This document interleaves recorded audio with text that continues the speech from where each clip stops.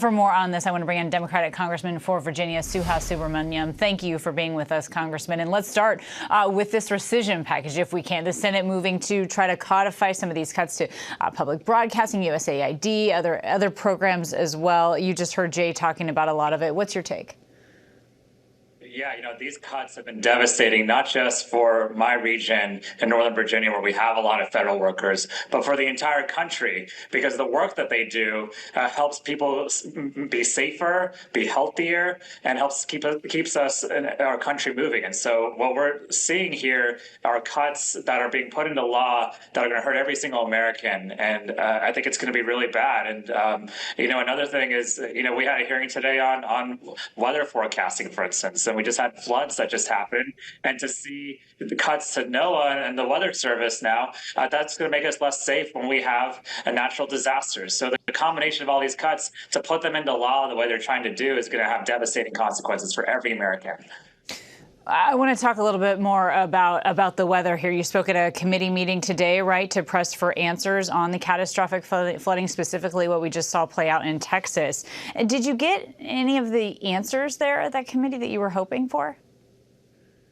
Not really. In the end, I think there's an acknowledgement that when you're cutting funding to the Weather Service and NOAA, when you're trying to basically chase out the best people, we're going to be less prepared and less safe for these disasters.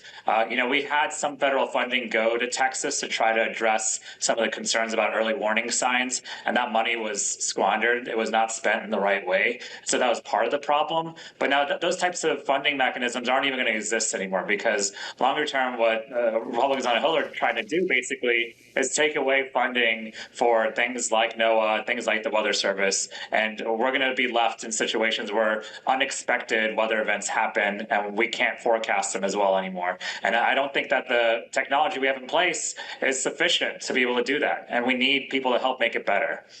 And so as they try to improve technology, it's also our understanding, though, that vacancies at the National Weather Service offices have been a chronic problem for years. I mean, long before Trump. Was that discussed?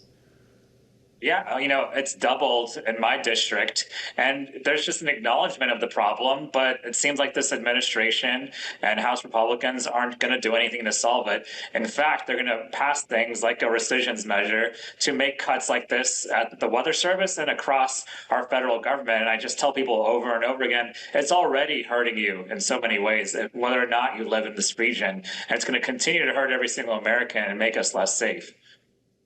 I want to ask you about the Epstein controversy. House Speaker Mike Johnson demanding some answers from the DOJ. He's saying the Attorney General should come forward, explain the administration's handling of these files. Do you agree with Speaker Johnson? It was interesting to see the president call his supporters stupid. I think this was a conspiracy that he stoked and benefited from, and many people in his administration helped get him elected by stoking this conspiracy. And so, look, if there's something, either he's lying or he's hiding something. But in either case, I think Speaker Johnson seems like he's wanting to know the same thing, because it's concerning to a lot of the people that got this president elected. And so from our perspective, just release the files. I've already sent a letter to the DOJ and the FBI asking for them to release it. In my role on the Oversight Committee, the American people deserve transparency at the very least. And if you were lying the whole time, then at least let people know that. Would you support testimony from Ghislaine Maxwell?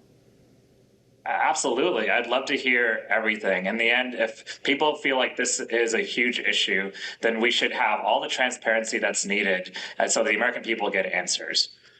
Congressman Suhas Subramanyam, thank you, as always, for joining us today. Thank you.